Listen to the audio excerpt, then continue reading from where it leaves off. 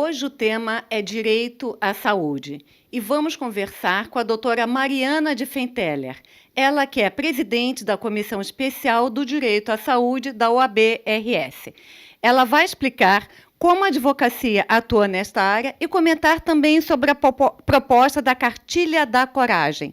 Doutora Mariana de Fenteler, seja muito bem-vinda. Obrigada, parabéns pelo programa.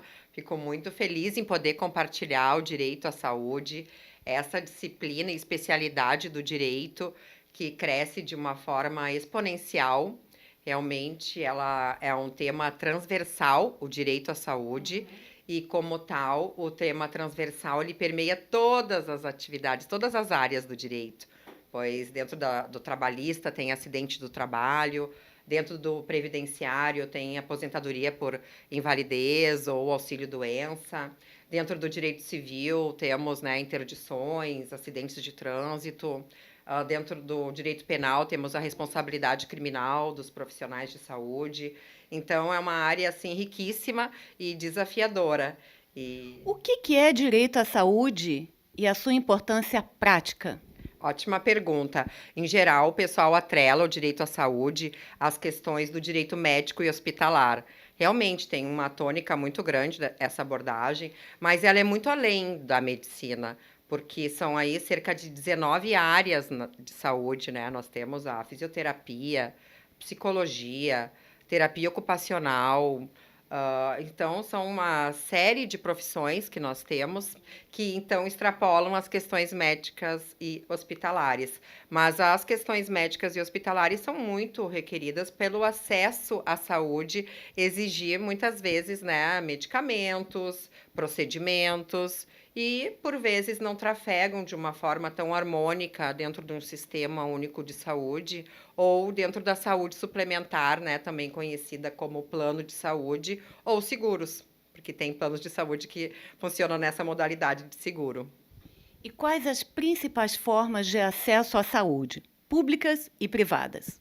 Hoje, né, no sentido de uma justiça multiportas, a gente tem o acesso à saúde através do método heterocompositivo, que exige um terceiro, que é a jurisdição, né? Entrar com uma ação, o processo. Existe também a arbitragem, onde um terceiro, se numa cláusula contratual tem prevista a cláusula de arbitragem, para que dirima, né, o conflito. E a gente tem hoje também um enfoque da justiça autocompositiva, que não é aquela que exige uma jurisdição, mas onde as próprias partes constroem uma solução para o problema. Então, nós temos a conciliação, a mediação, a negociação assistida, e todas as formas são de acesso à justiça.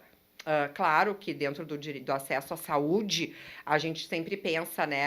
Eu ser atendido num hospital, mas eu já trouxe aqui algumas impressões para a gente ampliar um pouco essa expressão, porque uma coisa é o direito médico e hospitalar, outra coisa é o direito da saúde. O direito da saúde inclui o direito médico e hospitalar, mas vai muito além desse acesso tradicional, inclui então essas outras abordagens e dentro do acesso à justiça, para que ocorra a saúde através da justiça, a gente tem então os dois métodos que acabamos de conversar: o método autocompositivo e o heterocompositivo. Hétero, jurisdição, mediação, e autocompositivo, conciliação, mediação e negociação assistida.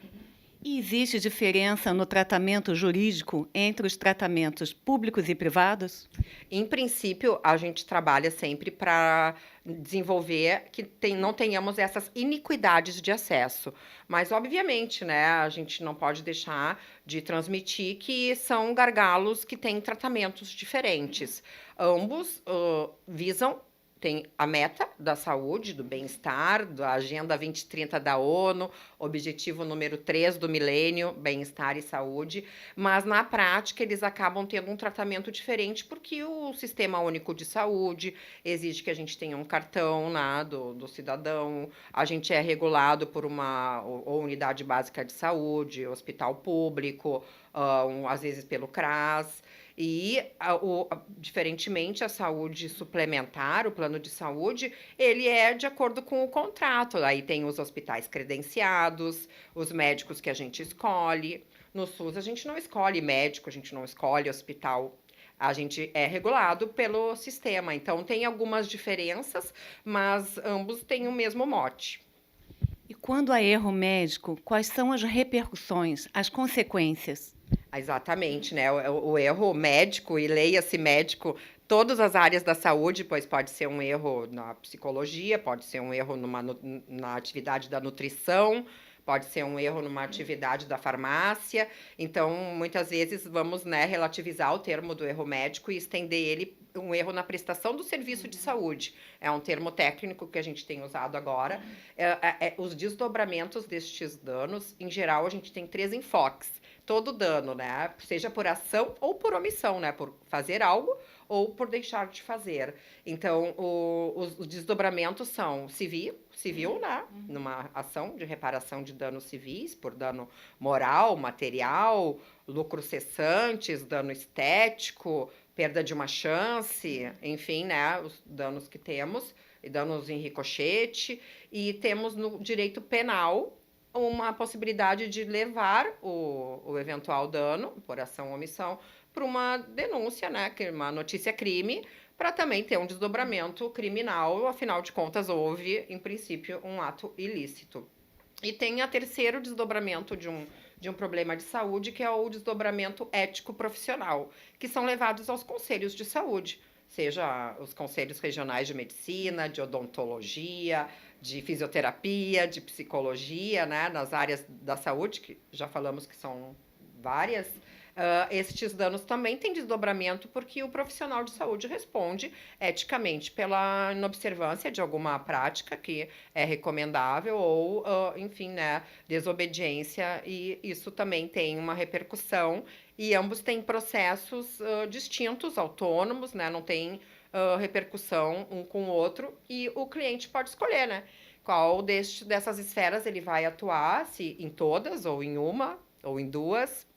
Mas a gente sempre coloca esse combo como uma dever informacional do profissional do direito, né? Dizer o que a pessoa assiste. Daí ela escolhe o que ela vai poder advogar para que se proteja, não só que isso não aconteça mais com outras pessoas, principalmente, mas que ela busque uma reparação. Afinal de contas, alguns erros realmente demandam gastos para as pessoas repararem, né? Claro. E quais áreas de estudo um advogado de saúde precisa ter além do direito? Bom, como dissemos, esse tema transversal e contemporâneo, que é o direito da saúde, exige esse cotejo com várias especialidades do direito, como já falamos aqui, né? Trabalhista, civil, penal, todas as áreas, né? O tributário, previdenciário. Da mesma forma, o profissional de saúde é convidado a desenvolver essa interdisciplinaridade, porque justamente quando nos colocam, né, uma situação, por vezes a gente pode estar sem querer a serviço de validar mais uma doença do que realmente buscar a saúde. Então, claro, quando a gente fala, a gente sempre fala da gente, né? Dificilmente do que o que a gente está dizendo, mas eu penso que é importante a gente estudar psicologia, direito, né, e filosofia, porque isso abre um pouco a cabeça e tira a gente um pouco dessa zona de conforto, né, do direito. Então, a gente também faz análise econômica do direito, então estudar economia, administração, gestão, pois algumas questões hospitalares têm essa questão de governança. Então, é extremamente desafiador, né, porque imagina, a gente não tem essa natureza polímata, né, de ter tantos saberes, mas são estudos e performance que se requerem para poder atuar nessa interdisciplinaridade. Perfeito. Fale sobre as instituições de fiscalização e controle que atuam no Estado. Perfeitamente, né? Conforme a Constituição, o direito à saúde ele é tripartite, então ele é responsabilidade da União, dos estados e dos municípios. E nesse cotejo, eventualmente, a gente fica, né, nessa transferência, contra-transferência de quem é o responsável pela saúde.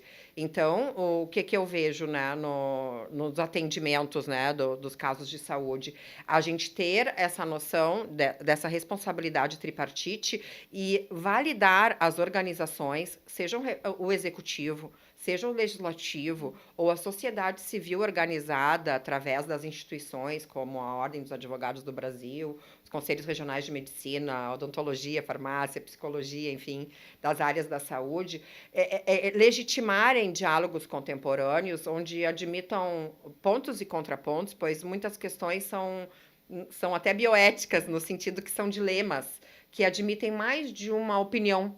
e manejo sobre um assunto. Então, não existe, assim, uma verdade mais verdadeira do que outra, né? Existe aquilo que funciona para aquele problema, naquele momento, para aquelas pessoas. E então, é uma experiência, uma imersão de muita construção, e acredito que esses espaços institucionais estão a serviço da democracia, da cidadania, do civismo, que são esses temas norteadores na educação, né? Inovação e tecnologia, multiculturalismo, economia, meio ambiente. Que bom. E o direito à saúde vai além da medicina hospitalar, dos atendimentos hospitalares? Entendo que sim, né? A gente vem de uma cultura onde se tem, às vezes me questiono, né, como gosto de filosofar, se o direito da saúde não deveria ser chamado de direito da doença, porque a gente fixa bastante na doença e é importante, é um viés. Mas eu acredito que direito da saúde é antes disso tudo, né? A gente ter uma informação, letramento em saúde, educação, né? E isso é muito além das questões médico-hospitalares, né? Então, são questões de prevenção, de nutrição, de atividade física, de conhecimento, né? Que espiritualidade, movimento, né? Que nem eu acredito que essas possibilidades, né, de olhar para a saúde, elas vão muito além da questão medicamentosa e hospitalocêntrica, com certeza.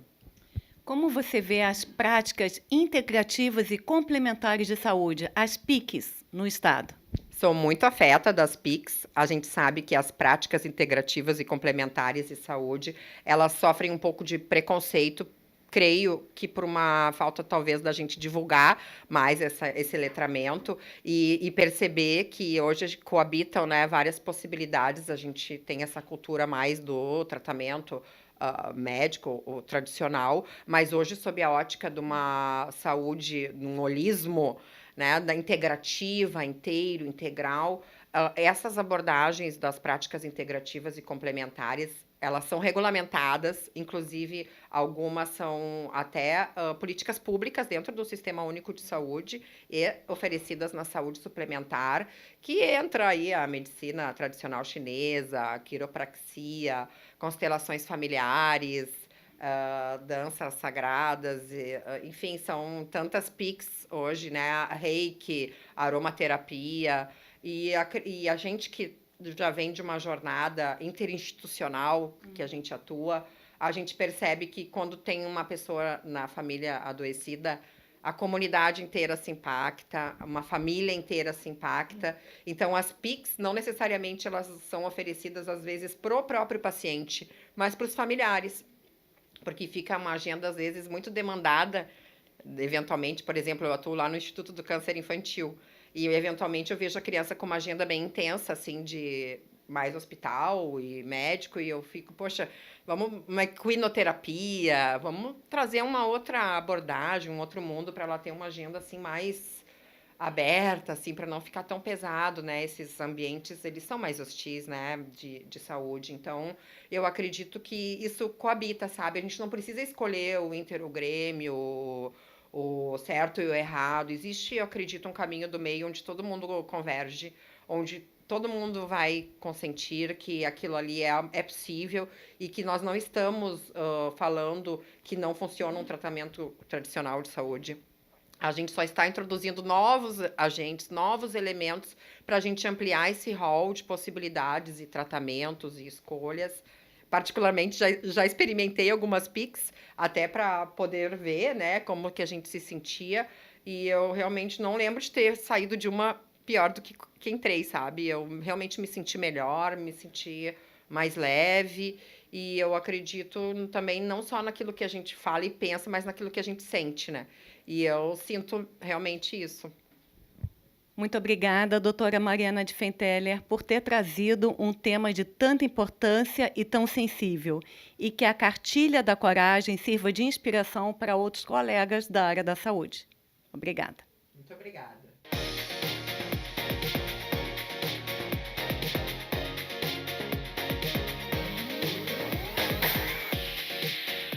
Olá, estamos na sede do Sintargs, que é a sede do Sindicato dos Técnicos Agrícolas do Estado do Rio Grande do Sul. O tema de hoje é sobre inovação no campo. E vamos falar sobre a tecnologia para uma agricultura inteligente do futuro. O primeiro entrevistado de hoje é o Jefferson Ferreira, que é presidente do ITAC, que é o Instituto de Tecnologia Agrícola, Qualificação e Estudo. Seja muito bem-vindo ao Âncora Livre. Obrigado, Terezinha, por esse espaço que vocês estão nos oferecendo através do programa Âncora Livre e para a gente poder falar um pouquinho aqui do Instituto, que é muito importante. Obrigada, e gostaria de saber inicialmente o que é o ITAC e quais os principais objetivos. O ITAC ele é uma entidade sem fins lucrativos que ele foi criado com o objetivo de qualificar o profissional, de desenvolver projetos e de trazer novas práticas sustentáveis para a agricultura. Perfeito. E como é que a gente pode conectar a agricultura à tecnologia? Hoje, a tecnologia ela chega com um avanço muito grande ao campo. Se nós olharmos hoje para as máquinas que estão chegando, elas vêm assim numa evolução muito rápida. Então, nesse sentido que a gente está buscando integrar o operador ou o executor da atividade no campo junto com essa máquina. Para isso que a gente trabalha muito forte na qualificação desse agente no campo. Ótimo. E o que significa a agricultura do futuro? O que significa essa expressão? A agricultura do futuro é uma agricultura que está chegando com novas tecnologias. Embora a gente já tenha tecnologia no campo, se nós pensarmos hoje, toda a ferramenta que a gente usa no campo hoje ela é tecnológica.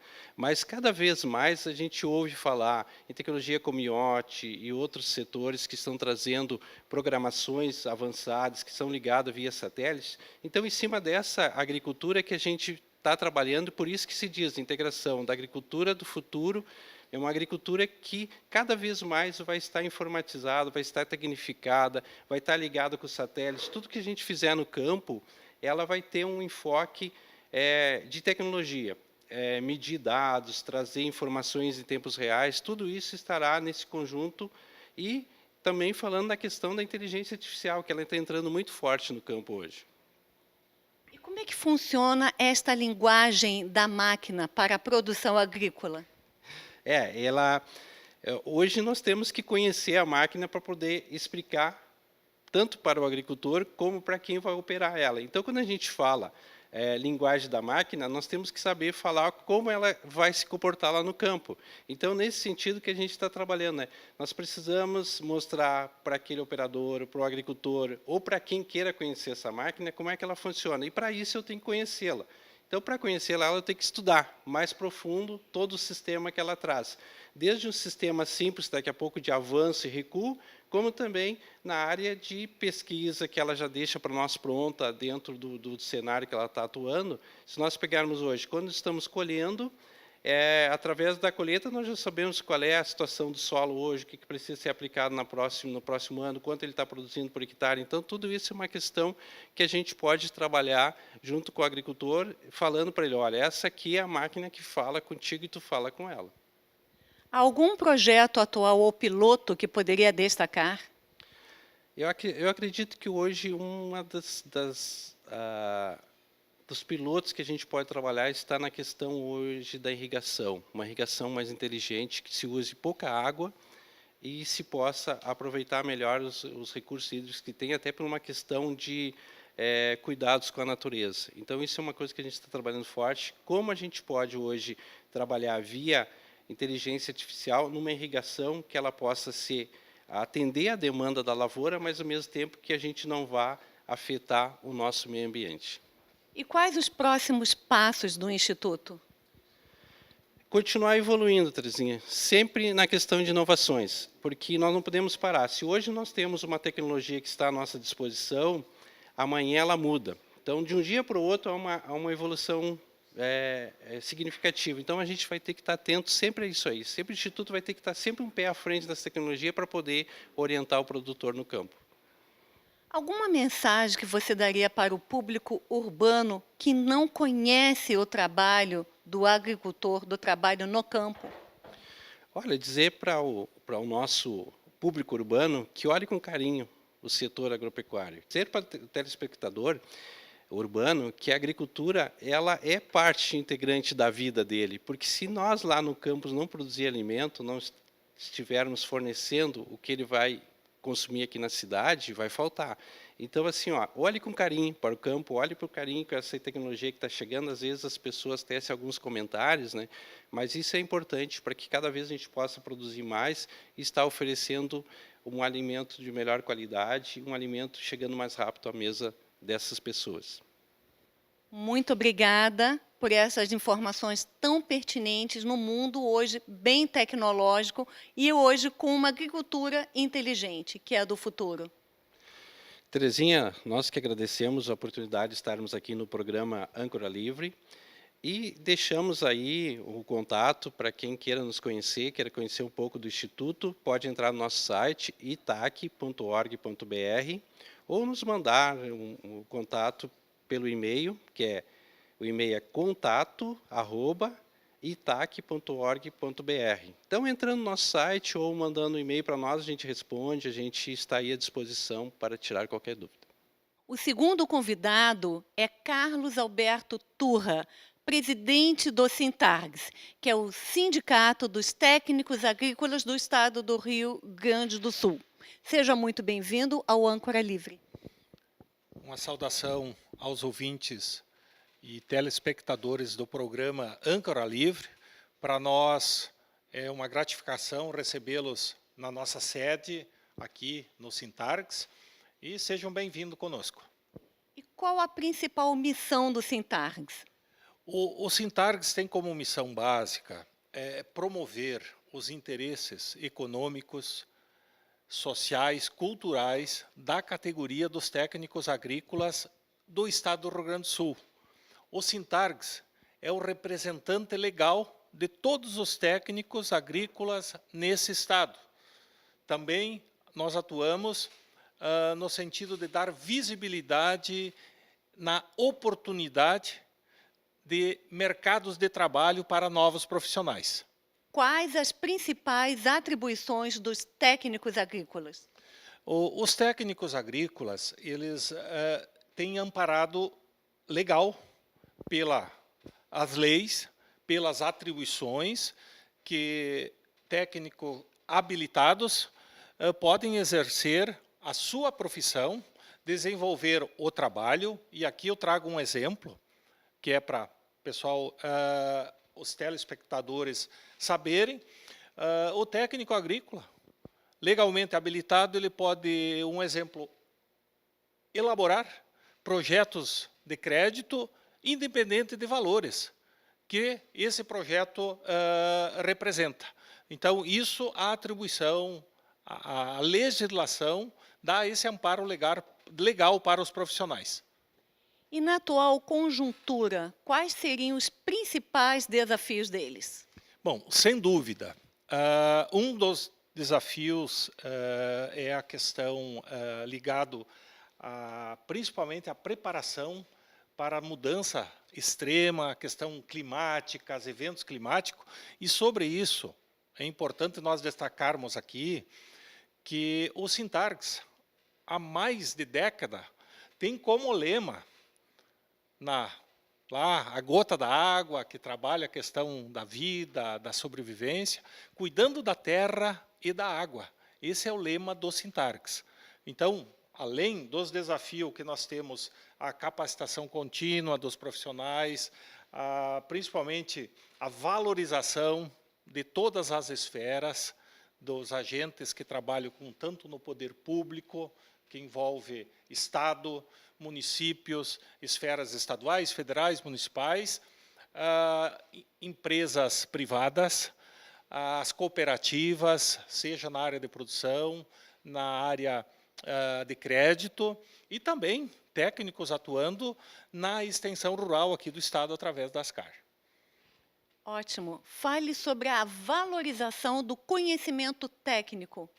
Bom, a questão da valorização, o Sintargs tem buscado muita presença no sentido de oportunizar a profissionalização. O profissional hoje, ele é visto, ele traz resultado para a sociedade, mas ele tem que caminhar nesse rumo, nessa linha, nesse eixo de qualificação. Por isso, a importância de nós, quanto entidade Sintargs, apoiarmos a criação do Instituto, que tem esse viés voltado na qualificação dos profissionais técnicos agrícolas e demais envolvidos, instituições, empresas, que dão todo o aparato legal para nós avançarmos nessa área que é tão importante na questão da inovação e tecnologia. Quais as pautas prioritárias do Sintargs atualmente? Bom, sem dúvida, a gente tem focado a nossa gestão, e quando eu falo em gestão, nós somos um time aqui. O Sintargs, a nossa gestão, são 50 profissionais que fazem parte da gestão. Estamos com técnico praticamente em todos os municípios do estado. Temos presença de técnicos agrícolas nos 497 municípios do estado, isso é um ponto importante.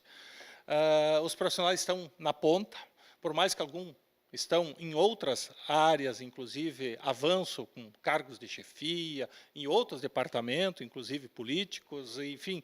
Se nós olharmos aonde os técnicos estão, nós estamos com uma representação muito boa. E na última feira, e eu gostaria de colocar aqui na Expo Inter, que é uma feira na qual a gente tem priorizado também a participação dos Sintargs nesses grandes eventos. Na Expo Inter nós tínhamos uma faixa na frente da nossa casa lá, onde tinha uma informação assim: nós somos 45 mil profissionais do estado.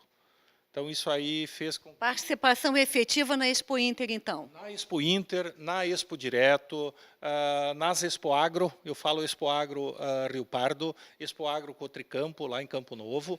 Então, o Sintargs estava participando, valorizando, porque é nesses espaços que ali está o trabalho do técnico. E nós, como entidade, nós temos que ir lá dar um abraço no colega, fazer um elogio para aquilo que ele está fazendo, porque ele está se dedicando muitas vezes fora de horário, e é o exemplo que nós temos aqui, junto à Expo Inter, os colegas ficando, pernoitando, deixando família nos seus municípios, e vindo aqui trazer um trabalho e gerar resultado para o estado. Ótimo. E qual mensagem poderia dar a esses profissionais? O Sintargs está de portas abertas. Como entidade representativa, o Sintargs está de portas abertas para todos os profissionais, sem dúvida. Nós, junto, eu tenho certeza, com esse grupo da diretoria e com todos esses profissionais que atuam nas mais diferentes áreas, nós contribuímos, sim, com o desenvolvimento, principalmente econômico, social, em todas as propriedades, seja na pequena, na média ou na grande propriedade. Então, isso nos gratifica e nos faz com que cada vez mais a gente possa avançar, buscando sempre, lá na ponta, o resultado. Agradeço ao Carlos Alberto Turra, diretamente aqui do Sintargs, por ter compartilhado as suas ideias e conhecimentos sobre o campo. O programa Âncora Livre tem como principal objetivo colocar a notícia em movimento. O nosso muito obrigado ao colega Fabiano Brasil, do POU Streaming, por acreditar no nosso trabalho. E também o nosso muito obrigado aos telespectadores pela audiência.